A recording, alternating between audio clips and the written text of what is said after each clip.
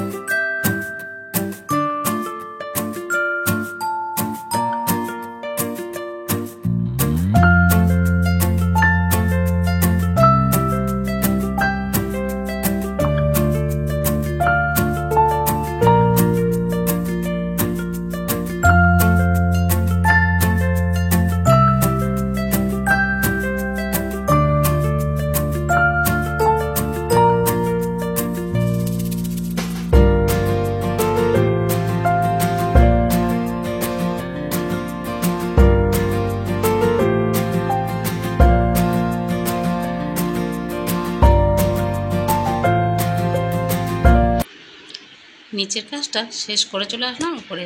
আর ওইদিকে দেখো তোমাদের দাদা ঘর মুছছে। উপরে ঘরটা তোমাদের দাদাই মুছে বেশিরভাগ, হঠাৎ করে আমি মুছি। ঘর বলতে পারো আমি হঠাৎ করেই মুছি বেশিরভাগই। তোমাদের দাদা আর নিচের ঘরটা আমার শাশুড়ি মুছে নেয়। কেন তোমাদেরকে এর আগেও বলেছিলাম যে ঘর মুছলে আমার ভীষণ পিঠে ব্যথা হয়। ওই যে হাতটা, ডান হাতটা যত নাড়াচাড়া হয় না এইভাবে ঝুঁকে ঝুঁকে, তত আমার পিঠে ব্যথা হয়। আর এইদিকে দেখো বাবুর জামাটা, স্কুলের জামাটা সেলাই খুলে গেছে, স্কুল যাবে, তাই সকাল সকাল তাড়াতাড়ি করে জামাটা একটু সেলাই করে দিলাম। আর আজকে দেখো জবা ফুল গাছটাতে বেশ কিন্তু অনেকগুলো ফুল ফুটেছে, আর দেখতেও কি সুন্দর লাগছে। সবুজের মধ্যে লাল এত সুন্দর লাগছে, তাই ভাবলাম তোমাদের সঙ্গে একটু শেয়ার করি। দেখো কি সুন্দর লাগছে না, সবুজের মধ্যে লালটা দারুণ লাগছিলো কিন্তু। এরপরে আমি স্নান টান করে চলে আসলাম রান্নাঘরে। এখন বাজে 8টা। এই যে 8টার থেকে শুরু হলো এই গরমের মধ্যে, এখন আমার রান্নাঘরে চলতেই থাকবে।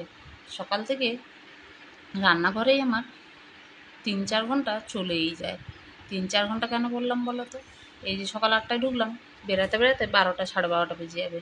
তো দেখতে পেলে ওইদিকে আটা মেখে নিলাম, এদিকে আমি ছোটো ছোটো করে আলু কেটে আলুটা ভাজা বসিয়ে দিয়েছিলাম। যতক্ষণ আটা মাখছিলাম ততক্ষণ আমার আলুটা ভাজা হয়ে গেল। এখন হচ্ছে মশলা দিয়ে দিলাম, পেঁয়াজ, রসুন, টমেটো, হলুদ টলুদ, লবণ টবণ, যেগুলো রেগুলারের মশলা থাকে সেগুলো দিয়ে দিলাম। দিয়ে এখানে বসিয়ে দিলাম ঘুগনি। ঘুগনিটা ওই পাশে হতে থাক, আর এই পাশে ততক্ষণ আমি রুটি করে নিই। সকালের টিফিনে আজকে করলাম হচ্ছে রুটি আর ঘুগনি।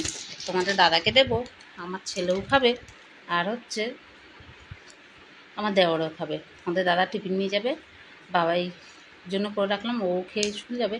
বাবার জন্য করেছিলাম যে ওকে রুটি আর ঘুগনি খাই স্কুল পাঠাবো, কিন্তু বেচারা আর এসে স্কুল যেতে পারেনি। কেন বলতো, 2 দিন ধরে ছেলেটার খুব পেটে ব্যথা করছে। ওষুধ খাওয়াচ্ছি তাও কমছে না।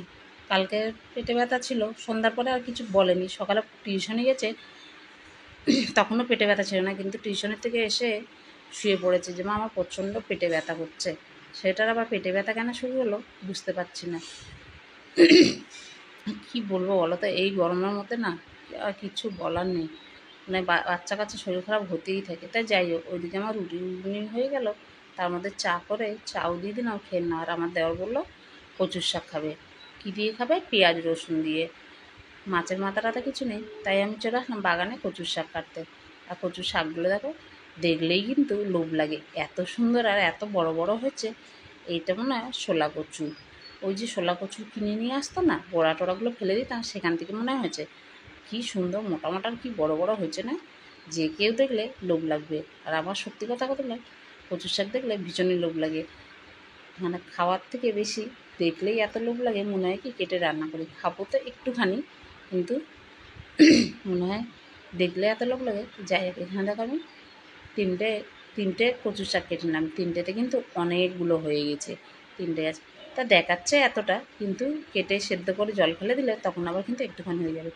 আর এই যে কচু কাটতে কাটতে আবার আমার নাইটির মধ্যে দাগ না লেগে যায়। এর আগেও কচু কাটতে গিয়ে নাইটিতে দাগ লেগেছিলো। আর কচুর দাগ তো খুব বিচ্ছিরি বাজে দাগ, তোমরা জানো।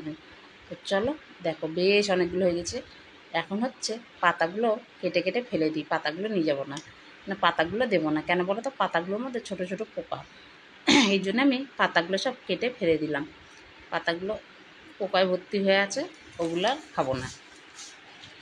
চলো, এই বর্ষার সময় থাকলে কিন্তু পোকা হয় না, কিন্তু এখন যেহেতু বৃষ্টি নেই তার জন্যই পোকা হয়ে গেছে। এখন এই কচু শাকগুলোকে কাটবো, ধোবো, সেদ্ধ করবো, তারপরে রান্না করবো। সকালবেলায় বললাম না 3 থেকে 4 ঘন্টা এই ছোট্ট রান্নাঘরটায় গরমের মধ্যে আমি যে কীভাবে কাটাই সেটা একমাত্র আমিই জানি। যে এই গরমের মধ্যে ছোটো রান্নাঘরটায় সকাল 8টার থেকে দুপুর 12টা 12:30 পর্যন্ত কীভাবে আমার কাটে। একটু একটু একটু একটু করে রান্না করতে করতে অনেক কিছু কিন্তু আমার রান্না হয়ে যায়। হঠাৎই কোনো দিন হয় এরকম যে একটা দুটো পদ রান্না করলাম, নাহলে একটু একটু করতে করতে অনেক কিছু হয়ে যায়। এই দেখো না, যেমন আজকে রুটি করলাম, ঘুগনি করলাম, কচুর শাক করলাম, আর যে ডাল করলাম। আর একটা কী করেছি সেটাই ভুলে গেছি, জানো, তোমাদের সঙ্গে বলতে ভুলে গেছি। আর একটা কী করেছি মাথায় আসছে না। আর এখানে দেখো দুধ বসিয়ে দিয়েছি, এখন হচ্ছে দুধটা ছানা কেটে নেবো। তো দুধটা রাখা ছিল, কালকে ছানা কাটবো করে, কালকে আর ছানা কাটা হয়নি, এখন ছানা কেটে নিচ্ছি। এখন হচ্ছে টিফিনে, দুপুরে টিফিনে ছানাটা দিয়ে দেবো দেওরকে, আর ছেলের জন্য একটুখানি রেখে দেবো। জানি না ছেলে খাবে কি না, পেটে ব্যথা করছে, ও নাও খেতে পারে। পেটে ব্যথা করলে জানো তো কিছুই খেতে ইচ্ছা হয় না। সত্যি কথা বলতে শরীর না ভালো থাকলে কিছু খেতে ইচ্ছে করে না, তার মধ্যে যদি হয় পেটে ব্যথা। পেটের ব্যথা খুব কষ্ট হয় কিন্তু। আর ছোটো বাচ্চা তো, মানে কী করবো, মানে বুঝতে পারছি না। আর ছেলেটা আমার সত্যিই একটু বোকা আছে, ঠিক মতন বলতেও পারে না কিছু, জানো।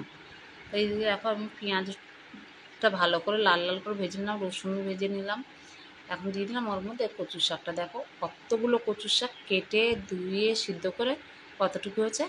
এর মধ্যে দিয়ে দিলাম লবণ, হলুদ, লঙ্কা, আর এখন দিয়ে দেবো ডালের বড়া। ডালের বড়া ভেজে নিয়েছি কিছু ছোট ছোট করে।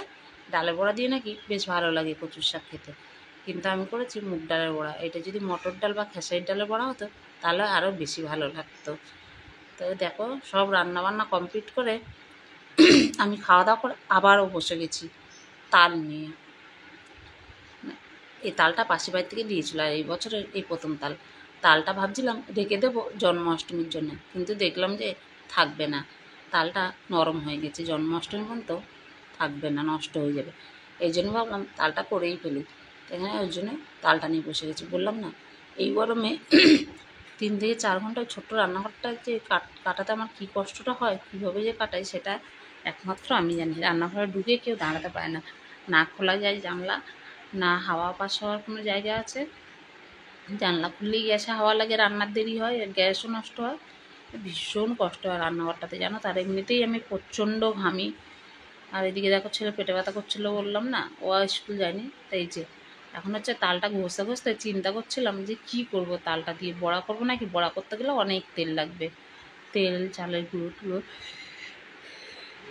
গুঁড়ো তো আছেই ঘরে, কিন্তু তেলও আছে, সবই আছে, কিন্তু ভাবছি যে বড়া করব না তালের ক্ষীর করব। এই এই চিন্তা করছি আর ঘষছি। আর তালটা কিন্তু দেখো বেশ ভালোই পাল্প হয়েছে, কিন্তু একটা না দুটো আঁটি ঘষছি, একটু অনেকটাই পাল্প বেরিয়েছে। দেখো 3টে আঁটিতে কিন্তু অনেকটাই পাল্প বেরিয়েছে। আর ওই ভাজতে ভাজতে চিন্তা করলাম যে বড়া করবো না কী করবো।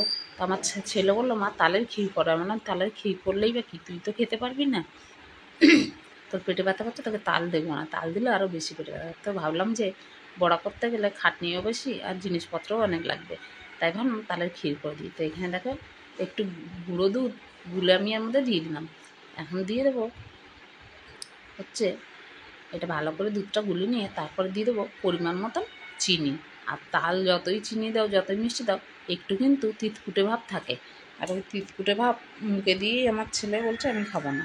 তাল বানানোর পর আমার ছেলে বলছে আমি খাবো না, একটু যে তিতকুটি আছে, ওই জন্য আমার ছেলে আর খায়নি। তো যাই হোক, দেখো আমি চিনি দিয়ে দিলাম, পরে টেস্ট করে আরেকটু চিনি দেবো, আর দিয়ে দিলাম একটু লবণ। যে কোনো মিষ্টি জিনিস একটু লবণ দিলে কিন্তু খেতে বেশ ভালো হয়।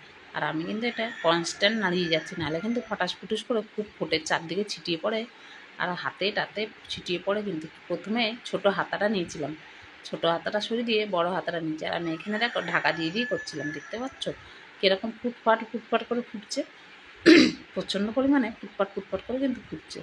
আর দেখো জাল দিতে দিতে কিন্তু অনেকটা ঘন হয়ে গেছে, দেখতে পাচ্ছ অনেক ঘন হয়ে গেছে। এখন মোটামুটি কিন্তু আমার তালের ক্ষীরটা হয়েই এসছে। একটু যদি নারকেল থাকতো এর মধ্যে, একটু নারকেল দিলে আরও বেশি টেস্টি লাগতো খেতে, কিন্তু নারকেল যেহেতু নেই। তো চলো, ক্ষীরটা আমার মোটামুটি হয়ে গেছে, এখন আমি গ্যাসটা অফ করে দিই।